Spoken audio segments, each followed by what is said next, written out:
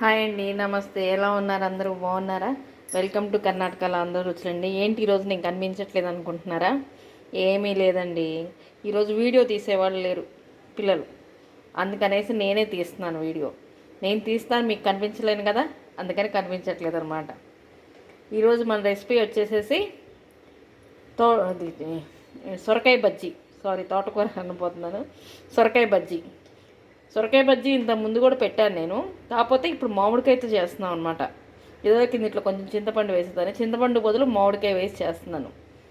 నేను చేయటం కూడా ఫస్ట్ టైమే, కానీ తిన్నాను ఒక చోట, తెలిసిన వాళ్ళ దగ్గర తిన్నాను. చాలా టేస్ట్గా ఉంటుంది కాబట్టి మీకు చెప్తున్నాను ఈ రెసిపీ. ఓకేనా అండి? ఏమేం కావాలో చూసుకుందాం. ఒక ఉల్లిపాయ తీసుకున్నానండి, 5-6 పచ్చిమిరపకాయలు తీసుకున్నాను, 2 వెల్లుల్లిపాయలు, ఒక మీడియం సైజు కొంచెం ఒక జానడి మీద కొంచెం ఉంటుంది సొరకాయ, ఆ సొరకాయ, ఈ సైజు మామిడికాయ ఒకటి, 2 టమాటాలు, పచ్చిపప్పు, ఒక గుప్పెడు పచ్చిపప్పు.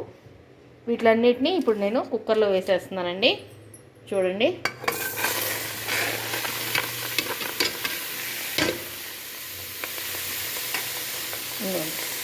మొత్తం అన్నిటినీ కుక్కర్లో వేసేస్తున్నాను. ఈ పచ్చిపప్పు కూడా వేసేస్తున్నానండి. పచ్చిపప్పు కడుక్కొని పెట్టుకోండి ముందుగానే. ఇదిగోండి, చూసారా? పసుపు, కారం మీరు తినే టేస్ట్ని బట్టండి. నేనైతే 3 స్పూన్స్ వేసుకున్నాను, మేము తినే కారాన్ని బట్టి. పచ్చికారమేనండి, కూర కారం కాదు, మసాలా కారం కాదు, పచ్చికారమే వేసాను. పసుపు, కొంచెం కారం. ఇప్పుడు 1 స్పూన్ ఆయిల్, ఇవ్వండి, 1 స్పూన్ ఆయిల్ ఇలా వేసుకొని దీనిలో వాటర్ వేసేసుకుందాం.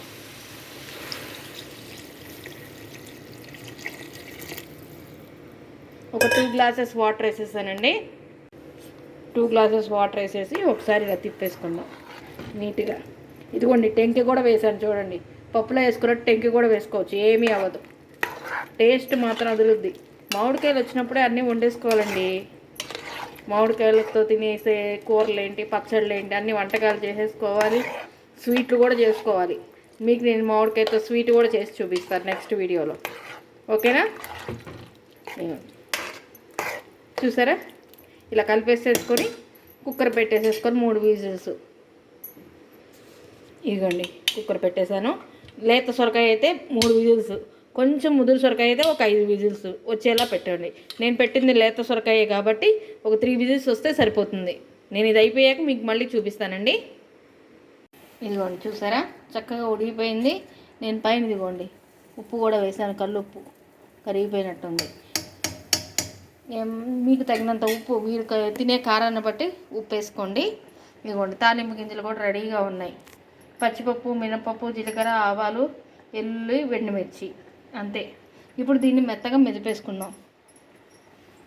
మెత్తగా స్మూత్గా మెదిగిపోవాలండి. ఇది మెదుపుకునేలోపు మనం తాలింపు పెట్టేసుకుందాం.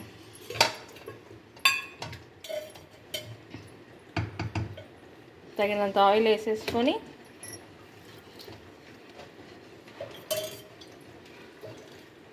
ఈ కూర చపాతీ, పుల్కాకైతే ఎక్సలెంట్గా ఉంటుందండి. చపాతీ కన్నా కూడా పుల్కాకి చాలా బాగుంటుంది కూర, అంత బాగుంటుంది. పుల్లకూరలాగా సూపర్. గోంగూర సొరకాయ ఎంత రుచిగా ఉంటుందో అంత రుచిగా ఉంటుంది అనమాట. పుల్కాకి, చపాతీ, రోటీ, రైస్కి అన్నిటికీ బాగుంటుందండి.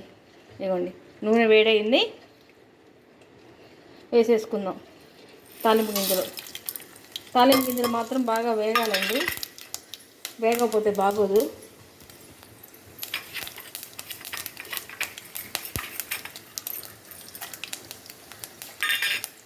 వేలుతున్నాయి అన్నీ, చూసారా? ఇదిగోండి, వేగినాయి చూసారా? ఇప్పుడు కొంచెం ఇంగు వేసుకుందాం.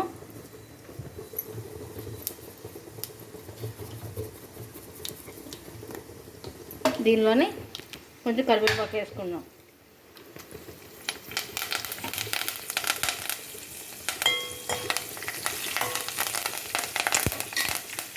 ఇప్పుడు మనం కూర వేసేసుకుందాం దీనిలో.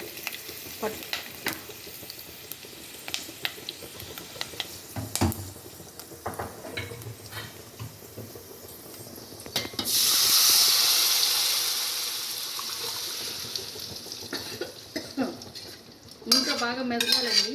మెదిగితే ఇంకా బాగుంటుంది. వాటర్ కొంచెం ఉండటం వల్ల అయినా సరే బాగుంటుంది. సూపర్ ఉంటుంది రుచి మాత్రం. ముక్కలు ముక్కలు తగులుతుంటే నోటికి ఎంతో రుచి ఉంటుంది. కొంచెం సేపు పొయ్యి మీద ఉంచుకొని దించేద్దాం. ఇంకా ఇదేనండి మన సొరకాయ మామిడికాయ బజ్జీ. ఎలా ఉంది? బాగుందా? ఇది కనుక మీకు నచ్చితే మీరు ఇలాగే చేసుకొని తిని, నేను ఎలా చెప్పానో అలా చేసుకొని తిని టేస్ట్ ఎలా ఉందో చెప్పండి. కొత్తగా ఉన్న వాళ్ళైతే ఫస్ట్ సబ్స్క్రైబ్ చేసుకోండి, పాత వాళ్ళు లైక్ చేయండి, కొత్త వాళ్ళు కూడా లైక్ చేయండి, కామెంట్స్ పెట్టండి. ఓకేనా అండి? బాయ్ అండి.